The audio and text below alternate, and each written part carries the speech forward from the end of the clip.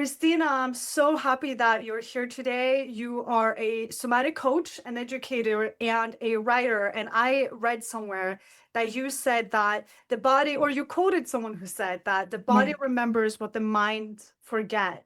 And Yeah. I am curious what you mean about that.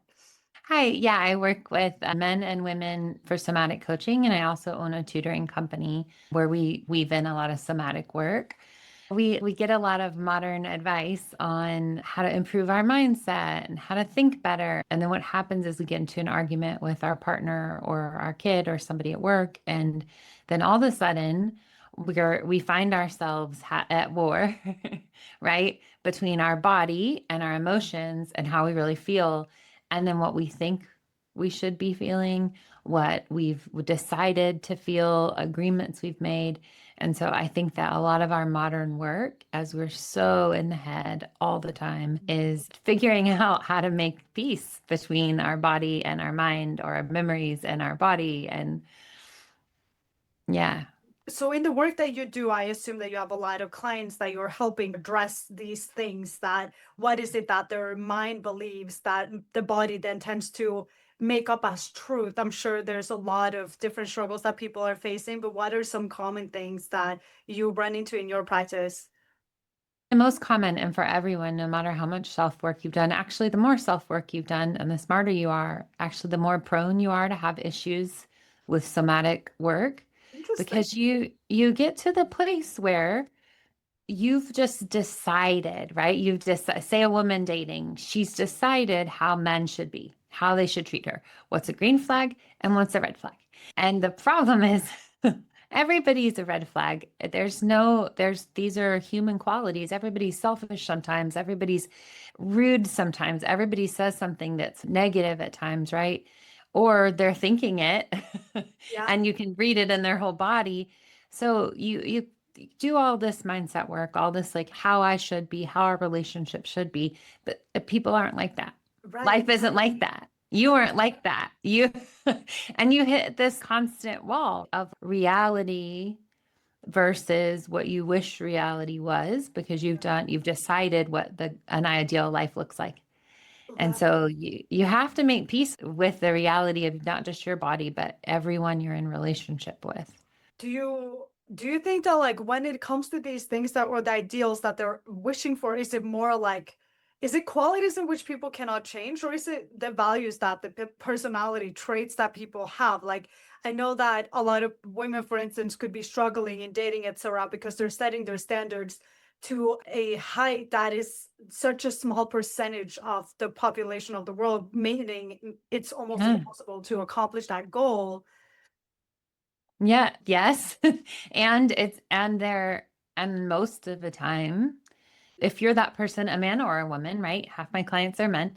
Oh, If really? you're a man or a woman and you think that there is an ideal person out there that just basically has no red flags, and they've got all their money and their body and the way they talk and everything about them is figured out all the time, Oh my goodness, yeah. then what the problem is, the bigger problem is usually that you're lying to yourself, right? You're so repressed to hold yourself to this imaginary standard that you probably don't meet. So you're beating yourself up all the time over it.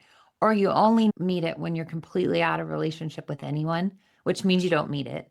So if you're all alone, no one's ever triggering you, no one's bringing up your past, then you have this very niche way that you've decided you maybe live, and you're looking for someone who matches you. So that I think the bigger problem there is usually, do you even meet that standard? If you do, are you happy? If you do, can you do it in relationship with anyone, or can you only do it alone? But yeah, but people are people. And when we're in relationship, we all have flaws. And then bigger than that, I think especially men mostly develop in relationship. And so then if you've decided that you're looking for this rare person, that he's probably married because he developed all those skills in his partnership. Wow. Right? Like, Yeah.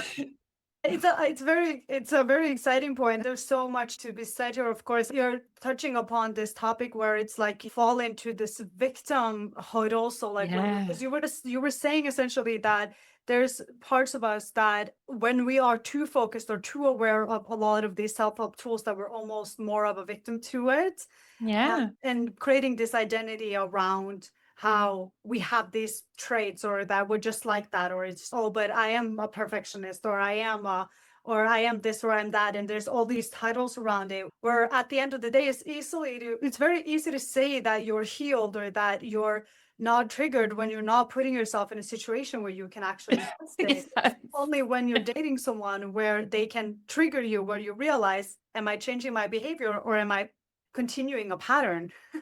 Absolutely. My partner and I were having a conversation this weekend where we were like, like sometimes our relationship pushes us both to the place where you're just like, have we done any self work? I don't know. Right, right. One is when you really love someone and Yeah. then they're basically attached to your bigger wounding, right? So most of my biggest wounding is it with men. And if they're going to become your trauma, sometimes they're going to trigger you.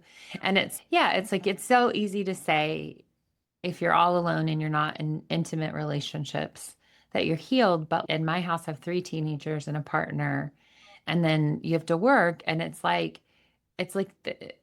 you you're only as healed, I think, as your closest relationships, as the health of your closest relationships. So I believe that we're the purpose of this whole experiment is relationship. Yeah. And so, if your closest, most intimate relationships, the people you live with, Yeah. if those relationships are going to tell you how healed you really are. Right. Um, yeah. Actually, the more I think about it, it really checks out. Yeah. Yeah. Wow. So how can people become more aware of how they're showing up in relationships and how it's essentially their past that's paving a way for a future that they're in many ways avoiding? Yeah, what's really sad is that a lot of the messaging is sets people up for failure. So it's like you might think, oh, I'm going to take a break. Say you have a bad divorce or a really bad breakup, and your reflection in therapy maybe is that person was, let's make up some kind of label for them, a narcissist or avoidant or something, right? Right. And that you are going to heal yourself so that you don't get into a bad relationship again. The problem is you brought out what if they were narcissistic in the connection, you brought that out, you'll bring it out in somebody else. Yeah. We could all be narcissistic, we could all be avoidant.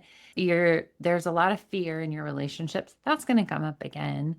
But the problem is you can get online, especially women, very easy for us to get online and get affirmation that it's all men, it's all our boss, it's all everybody else, it's not us. And we just need to wait, heal more, and find someone better. Yeah. And then I always say if the only people you can be in relationship with are people who you mostly text and have very controlled brunches with, then you don't have any relationships. That's not real. Those are like constructed relationships, right? So it's really important. I think the main thing you have to do is look around and be willing to accept that you're getting a lot of advice to stay blameless and Right. that relationships are truly painful and messy Yeah. and that can't be changed. Right. And Yeah. so then that helps you orient to especially a partner in a different way because you're like, relationships are painful and messy. So, what kind of mess am I willing? What kind of mess can we both sustain? How can we do that?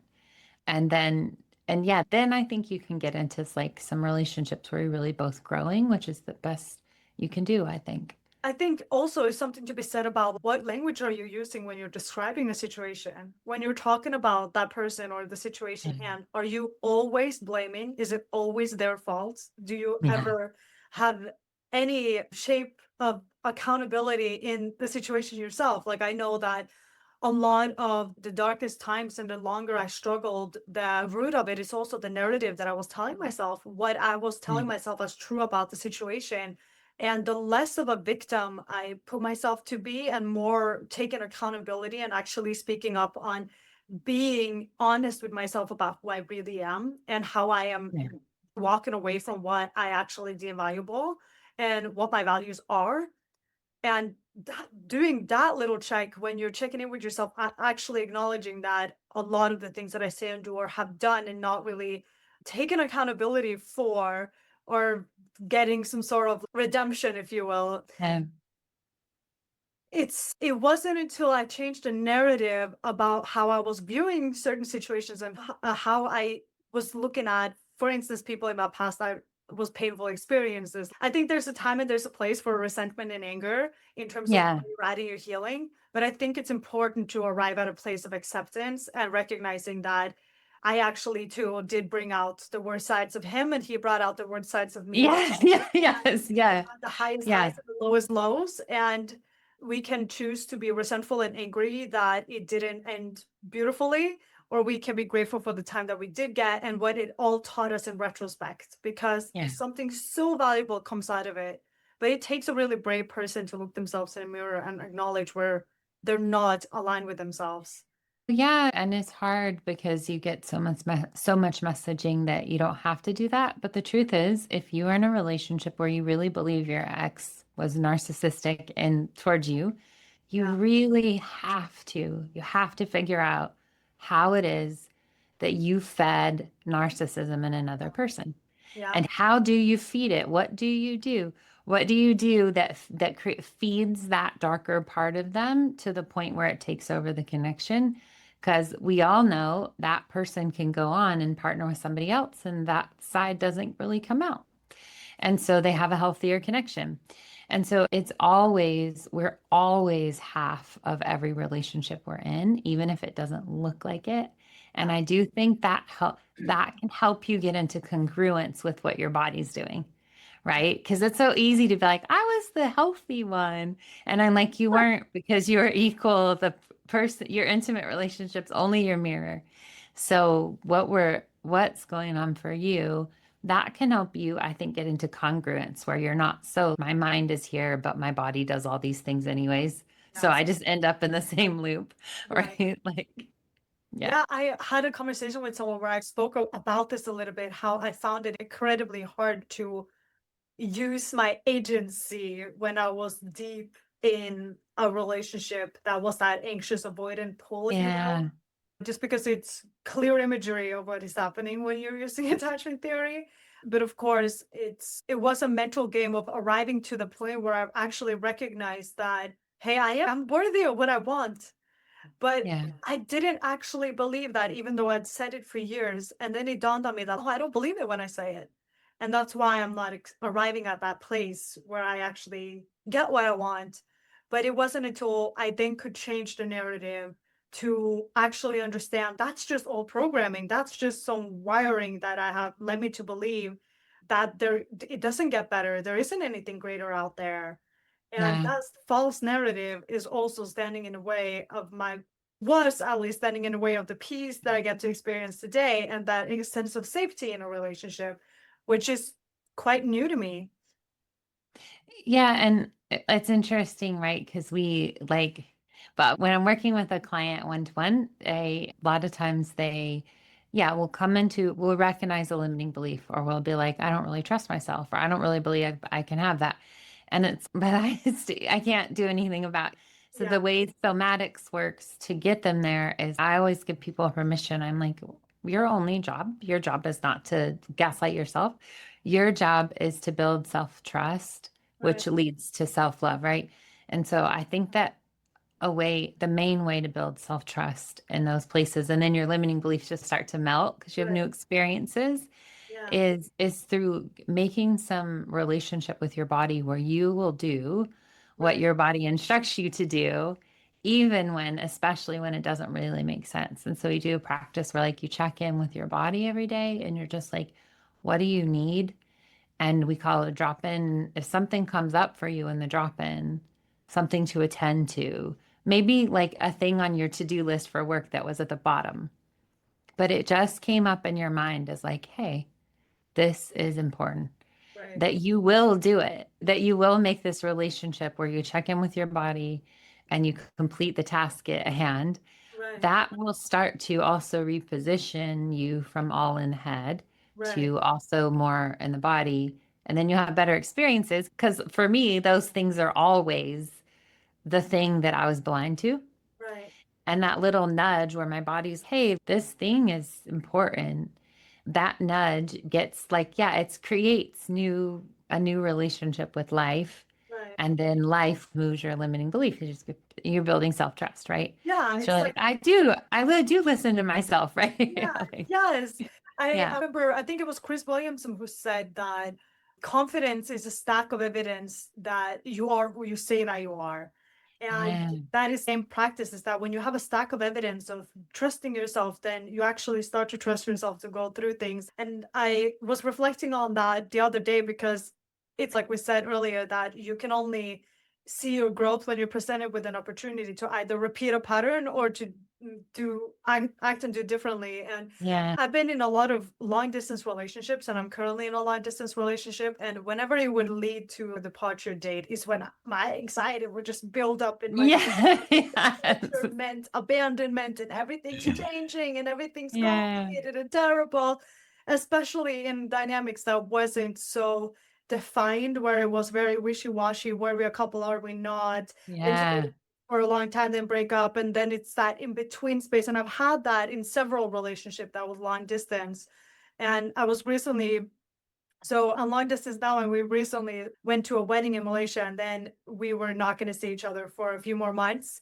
And what I realized this time was that the only thing that really changed is that, first of all, I was communicating how I felt up front without the fear of feeling like I'm too much or Yeah. Because you finally had a partner that like, yeah. listens. Okay. And then instead of being intimidated or annoyed that I'm emotional about something that's very understandably emotional. Yeah, you'd be a bad sign if you didn't feel bad, right? Yeah, yeah, you know, exactly. But it's like I would dread this before because either we'd be like, oh my gosh, there's just too much. It was like I would be completely bumming them out kind of thing. I remember when my Yeah. boyfriend, like Max and I, we broke up and I was gonna stay there for another like week or 2 weeks or something. And we had broken up and I was gonna continue to stay. And after day one of being completely heartbroken and heart shattered, he was like, is it gonna be like this every day? Because it's bumming me out. We were just breaking up and I was like, how am I gonna survive? And this time around, I he just said that, you know what, at the end of the day, we're choosing each other. We're happy, we're better than we've been. So we're nothing really to be sad about. It's just the reality of the situation is that we're apart for a while, but we're safe. And just him acknowledging that without making Yeah. super dramatic was such an exhale, such a relief that like, oh yeah, no, we're good, we're fine. So I cried for a second just because I get overwhelmed and that is a form of release. And Yeah. then five after he left, we I was enjoying wine in the lounge. It was fine. I can completely relate. I actually think that my partner has been in some relationships before ours where he didn't get that when I miss you, I'm gonna cry about this kind of thing. Yeah. And so yeah, it's like he really likes it. He really values it. And that like that's healing, right? When the other person is like, no, I waited a long time to have a woman who likes me this much, right? Right. Like who still has like her emotions online and she still gets really sad and she's like, I'm gonna miss you. He can't touch.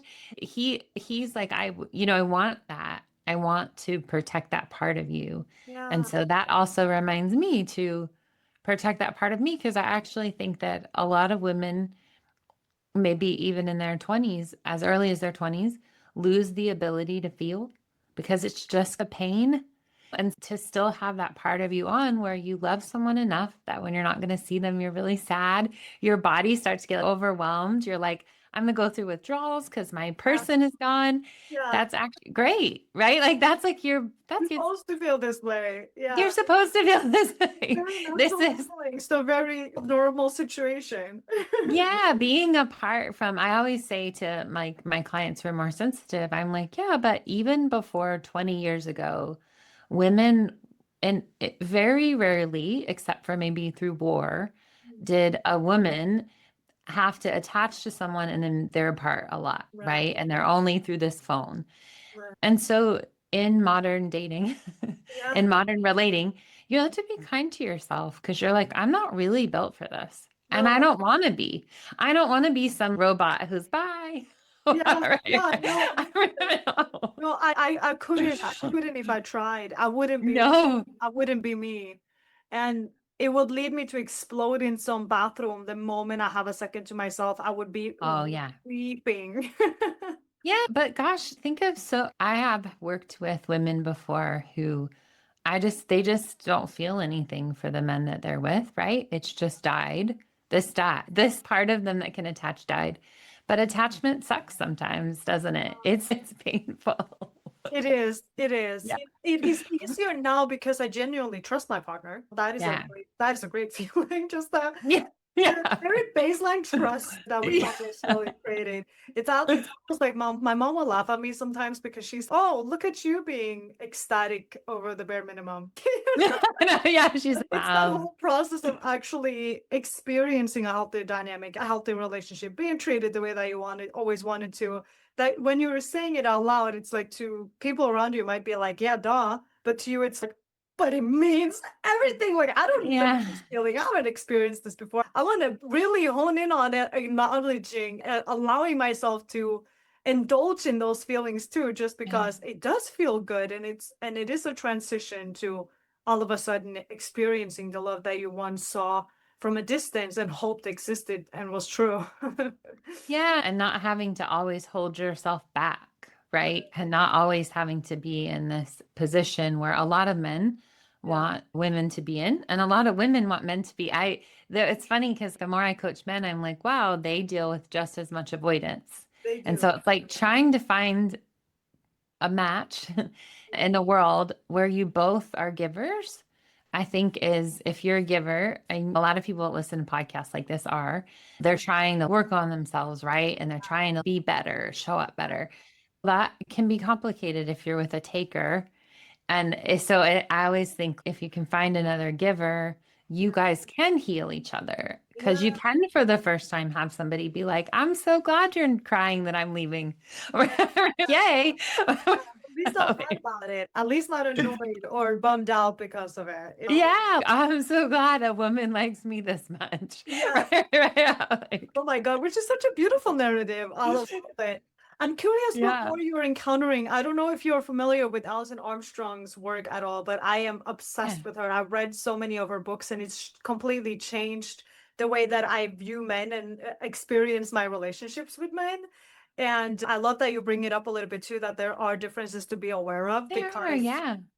that just first of all, I read this book called The Amazing Development of Men, but it's also one book that is called Understanding Women Unlock the Mystery, and I was Yeah. so surprised as to not notice not only how much I didn't know about myself, but that men don't know this about us, and vice versa. Everything that I don't know about men and what men don't know about us, it opened up Yeah. my mind to so many different possibilities of how to interact with the opposite sex, because I have certainly looked at them through the lens of that they understand, they should know, but Yeah, they should just know. they should Yeah. just know. And then I realized, oh, whoa, that's not even remotely true. And they're not misbehaving and they're not doing anything bad on purpose.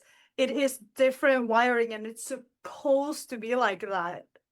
And even if you don't believe it's different wiring or it isn't, cultural, it isn't. Mhm. I think what hit me when I went, I have read all her books, Yeah. and so a few times, sometimes she says things that I'm like, oh, my partner would not want to be talked to in hero language about the trash or something. He doesn't want to be. We Right. have a very sort of modern connection, but what I really like, remember just sitting there with the books and being like, this is so the opposite of every Yeah. single article, Yeah. book, therapist on the internet. So Yes. I need to read it.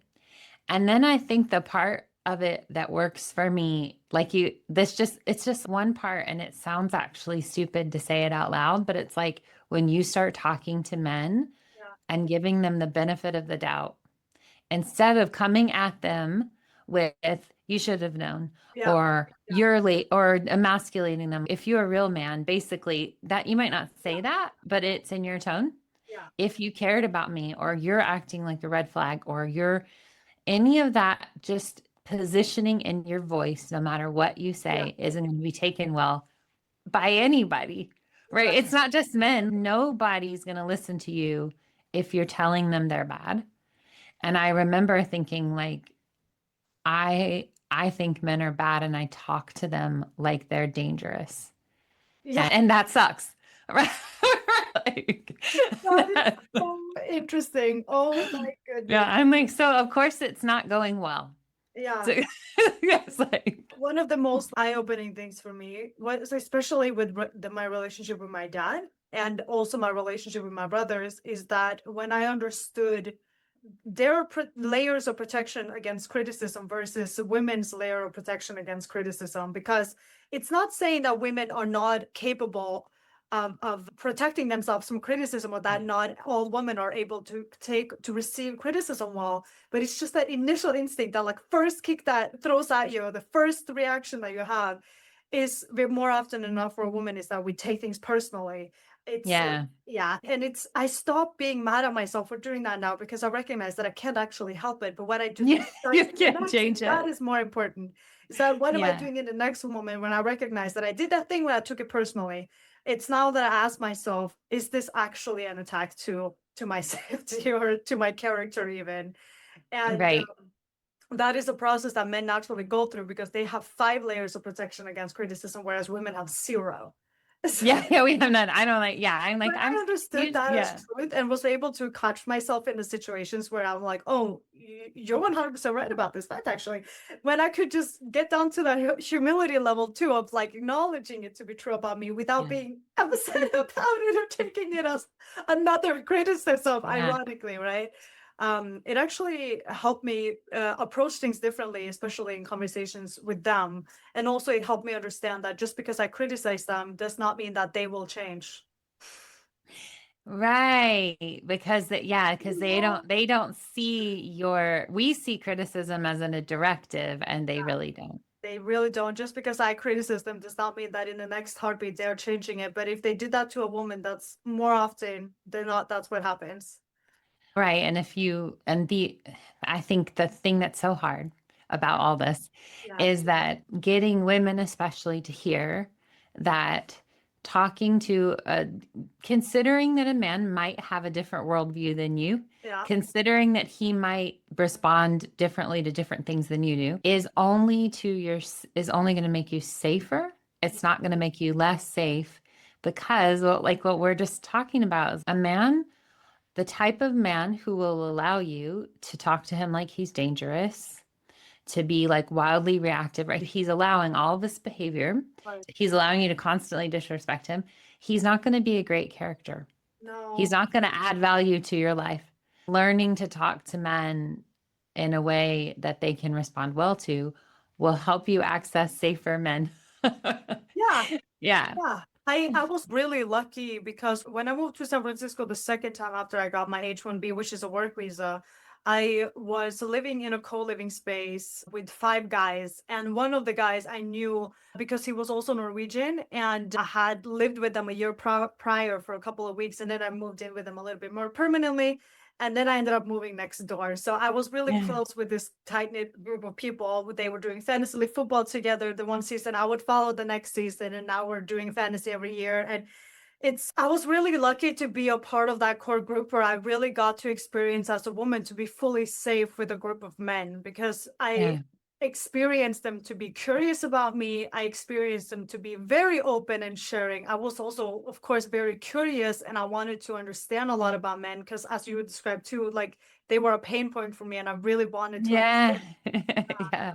Yeah. At the time I had a long distance boyfriend, which seems to be a theme, but on all of them were incredibly respectful. Not at any point did anyone like make a move or do anything Okay. inappropriate. And also when I was going through my heartbreak from that relationship, I was also receiving a tremendous amount of support from that friend group and from those guys. And it just so happened that one of those guys are my boyfriend today, but that didn't Okay. happen to like a significant amount of time later. Like that was a year later, essentially. So Okay. it was all really interesting. But during that time, I learned so many things that women have deemed true about men to just simply not be true. They're very engaging, they're very caring, they're very loving. They Yeah. want to provide. They actually want to. I think our struggle is that our ability to receive it. We are very capable and wanting to show that we can do things ourselves, but at the end of the day, men aren't here to diminish our ability to do things. They just want to take care of the burden. They want to be helpful. They really do. And they Yeah, can't always do that consistently, yeah, right? Like just like we can't. They can't. I think that's something that's like, that's the hardest part about being a man is you did it. 80% is an A, like you're like in a relational terms, you're gonna have bad days. You're gonna have times in your work season that aren't, you're going through something. And I think that is the hardest part of being a man is like, that like here's the bar, you better be at it 100% of the time, and the second you're away I'm not going to feel safe and I'm going to attack you. yeah, Yeah, yeah. I think no, I know that when I was in a relationship, when I wasn't safe, that's how I felt. I needed that constant reassurance, and I was yeah, down to my very core if I wasn't getting it. And that was just a byproduct of who I was at the time. But now that yes, there actually is nothing, there is no danger, there is safety. I'm also able to show up from that place on the other side of the world when we have 9 hour time difference shaping our relationship in many ways. But trust and safety is not one that is taken away from the distance of it yeah, all. Yeah. And yeah, because you have it in your own body, so it's like when the relationship starts to dysregulate you, you could come back. yeah, Yeah, yeah. that something would be a yeah. Yeah, Alice Armstrong explained it as women have this stainless steel bowl. If you look at the bottom of them, in a man, it's like a solid bowl, but for a woman, it's like it's strange that it has holes in it. And it's Yeah, like when we are receiving affirmations, for instance, it's like if I compliment my boyfriend, he's good for a while, whereas I need yeah, to be poured into, I need more reassurance. So yeah, very often he can do that and provide that for me, but like maybe not to the extent that maybe I would hope for. And that's where it's my responsibility to self-regulate and fill my cup. And that is yes, something that I'm teaching myself. And then there's a lot to pick up on, like I know that he doesn't say things unless he means it. And that in itself can then I can just go back to, okay, what has he told me about truth before? What's true about things that he yeah. said? Well, he says I'm safe. He says that he's choosing me. He says that he loves me. Then I can relax, you know? Yeah, and it's like that body awareness, right? When you're saying that, I'm like, oh, I'm like, what helps me the most in those moments? It's that, um, it's a lot of people say this about being very feminine is that there is this aspect of leaning into more of a feminine nature that means you're never satisfied. The feminine is never, she always wants more. She gets to like a point in the relationship where she's like, oh, but we could be even closer. And so, and so it's never. And so if you can use your body to play into that, make it safe to know that there is always going to be an aspect of you that wants more. Yeah, And it's like, here I am, just like constantly wanting more, yeah, wanting to be closer. Oh, now, oh, so how could we get a little closer? And you're like, okay, I don't have to be puppeted by that because I can just understand it's sort of this tension that's part yeah, of being female for me. yeah, Or yeah. Yeah, and not use it as like being needy or needing too much or just labeling myself in any way that is like deeming me lesser than in any way, shape, or form. That it's just a yeah. part of the of who I am, and there's nothing to be ashamed of. And Yeah, nothing to be done. Like yeah, no man could fill it. Not even I could fill it. It's yeah. just unfillable. But it's true. It's Yeah. true. I find myself really recognizing that. Someone recently said to me that your healing is a journey. It's not a destination that you arrive at. You're consistently being in situations where you can repeat or improve. And that's going to be true in many, it's going to look different, and it's going to look different on the day of the cycle that you are and how receptive you are, or how about the blood Yeah. sugars, like what you Or ate that day, or how you slept last week.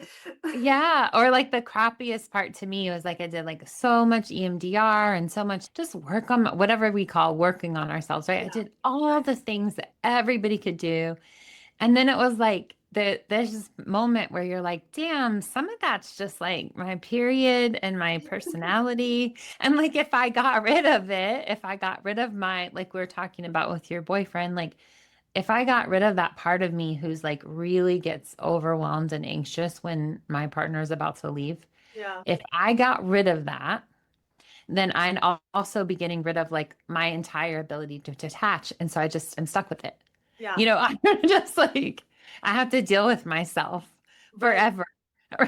Right. Yes, it's true. My goodness. Oh my gosh. Yeah, you're right. It's really interesting. I'm super curious, Christina. What was it that actually brought you on this journey of wanting to do what it is that you do and get more invested in understanding everything about this? Sure, I had a lot of childhood trauma, all like the big ones. Mm. And then I didn't really understand that how much trauma I had. I didn't really I got married really young, had kids. I got divorced in my 30s, and it was my first time really like going to therapy and being like, I think I said I got divorced and I didn't cry. And I was like, I think something's wrong. I was like, and I feel like I'm floating above everyone, which now I would say like I was totally in a free state and I was completely dissociated. I Yeah, don't have any of those words. I right. just was like, I think I should talk to somebody Yeah, because this isn't what people on TV do when, when yeah. they get divorced. And during that time, I did a good job in that I did recognize, especially some of my friends, they had done a lot of talk therapy and I liked them less. I hated how they were like, everyone is toxic but me. And I remember thinking some of those friends, I was like, no, actually, I think you're the like Not you're at all, just you're actually. the toxic one. And I don't know, you're going to therapy every week and just getting loaded against everybody, becoming a victim. And I didn't want to do that. So I did seek mostly body-based stuff. And then even when I got certified in somatic coaching and that kind of thing, it was mostly because I was like, I want to go deeper. It Yeah. wasn't really to do it. And I started writing online that turned into clients. And then I built a curriculum around just what my clients were going through. And Right. so that kind of turned into something people subscribe to now. And so what I like about my work is that I feel like it's like a natural extension of keeping me in the place where I'm safe and I feel like accountable to myself. And my work became really effective, I think, mostly because it came out of something really organic, right? Like really, really natural and really like just being, I think, also relatable. I think that most of my clients they find me from reading, right? They find me through my essays, not on, a lot of them aren't even on social media. And I think they want, I think they want a real life like I did. I Yeah. didn't have, like, I couldn't relate to a lot of the language online for growth and healing. So I was like, become a billionaire and be hotter and stuff. And I'm like, I'm just a mom. I Yeah. don't know. Like, I just kind of want to like a regular man who's like sort of like we get along. And I think that like my own journey and like that's true for anyone who's is like successful and he in there and helping other people, right? My own destination was like, I really want a functional life with like incredibly high quality relationships. Oh, that's I cool. think that's like what most people really want, right? Yeah. Like when they give up all the other fluffy promises, Yeah. they're like, yeah, I mean, like what do most women want that come to me that are single? They're like, just want a boyfriend who we have sex a lot and we like each other and we're best friends. Yeah. Feel safe. Right. That's it, right? Like, I want to feel safe. yeah. I just want to feel like I belong here and that nobody is thinking that I'm too much or not enough. Yeah. And like same with work, right? If they're working on careers, like what do really people actually have desire for? It's Yeah. usually like, well, a job that like meets my expenses in a way where I feel like I have extra to save. Yeah. That's it. And I can travel some, Yeah. like, Yeah. and then I think that related to somatic work in the body, if you're if what you want is realistic, if what you're going for is realistic, then your body's going to be in congruence with it. So often I find people get really, really stressed because they're like aiming for this imaginary relationship that doesn't exist, aiming for an amount of money that they don't actually really want. And they're not ready for it, Right. even if they did. And everything they want is like a fantasy. And Right. then the sooner I can get them down to like, don't you just want like someone to eat dinner with? Yeah. Right? Like, isn't that kind of what you, you know, it's like, You know, cook dinner for or with or to, yeah, go for a walk or go for a hike or just do everyday yeah, stuff with. that's right. Yeah. Yeah, it's like that's where like I think the manifesting, that's where you get it right away is when all of a sudden you do the somatic work we spent the call talking about, and then you get it down to like reality. Yeah. You're like, that's where it manifests really fast because it's like, what do I really want in a partner? Oh, I'd like someone to cook dinner with, and then we go on a walk after. Mhm. And you're like, oh, you could have that. Yeah. Right? Like, It's sure. 100%. He's there. Yeah, he's there. Yeah, he was already there. He was just waiting for you to get off of like all these things and to be like, what I really want is just relationships where I feel like good and we like each other and we spend time together and it Yeah. it mostly works. Right? Yeah. Yeah. It was actually quite funny because I was having a date night with my boyfriend where we didn't have those cards, but there's a lot of like these relationship cards. I was like asking ChatGPT to give me some prompts because we were like, let's just have a date night where we're having more conversations where we get these random questions. And I think one of the questions was that what are a moment that recently happened where you just felt really happy because of the other person, essentially.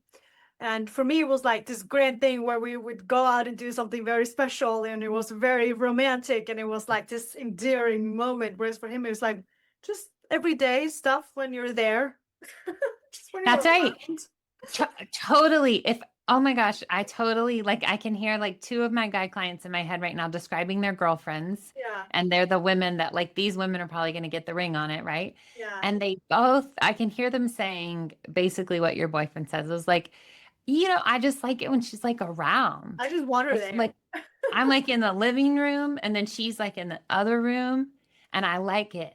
Yeah, Right, right, right. It's yeah, just like that's it. That's what they want. They want to feel, yeah, but that's real, right? And I think a lot of times, women especially, I can do this. I can get caught up in fantasy, yeah, and then I'm disappointed because I'm not getting my fantasy. yeah. And I have to like talk to myself a little bit. I'm like, what? Like, Oh my goodness. yeah. Oh, we've touched on so many beautiful things. Is there anything that we haven't talked about yet that you want to talk about?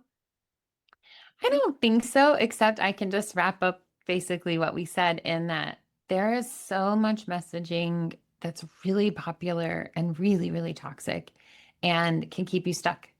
So, Yes. like when you're in a growth, you want to grow, you want to like you want to really show up for life.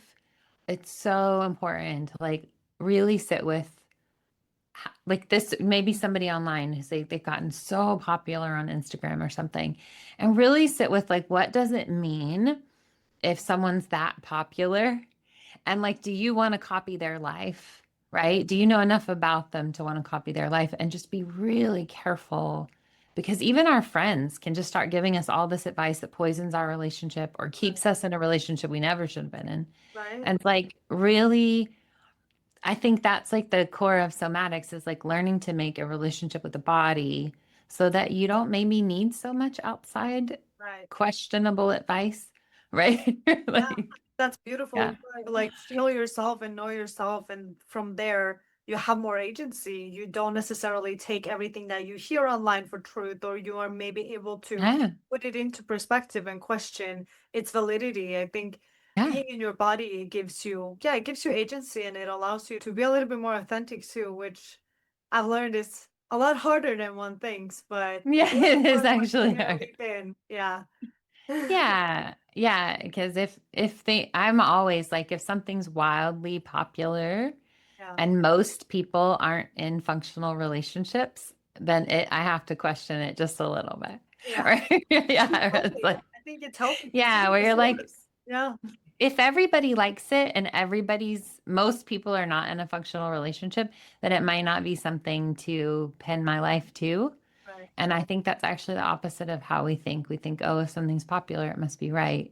And Yeah. I think a lot of our conversation has been about like all the things we had to unlearn. Yeah. Yeah. No, but Yeah. honestly, I think that is when you're identifying programming and patterns and removing them from truth. Yeah. Yeah. Yeah. And yeah, and then like just a lot of self-compassion that most of this doesn't even come, especially for women, it doesn't come from us, right? It's just cultured, like men are dangerous, talk to them like they're babies, right? And then when you stop doing that and you're like, wow, I was being so disrespectful in some ways. I would never want to be talked to the way I was talking to men. Yeah. Yeah, you have to be like, well, I didn't invent that. I mean, somebody taught me to do that, right?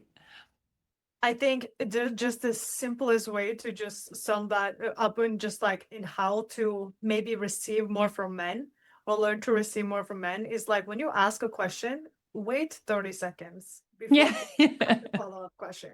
Give it 30 seconds. I agree. Yeah. Don't you think that everybody could use that? We could all use the 30 seconds. Yeah. Yes. Yeah. There, You don't yeah. have to dumb down the question after 5 because they're still thinking. Yeah, no, you don't They have to do understood any. the You question. They know the actually just, seconds. yeah, Just actually just, yeah, do less talking. yeah. Yeah, less talking. Honestly. Oh, Yeah. so much good came out of that. Oh my God. Yeah. It's been so great talking to you, Christina. You're such a Yeah. good Thank person. you. Your smile is incredible. I noticed it from the Oh, get-go, and it's really nice thank to learn you. from you. Yeah. Thanks for having me. I enjoyed it. Yeah. Absolutely. Where can people find you, Christina? Oh, ChristinaLaneCoaching.com. If you go there, you can see also right away, you can find the links to most of my online work is essays, some YouTube. So it's easy to find all my stuff from there. Thank you so much. I really Yeah. appreciate it. I will make sure to Okay. put it in the description below so that people can find you.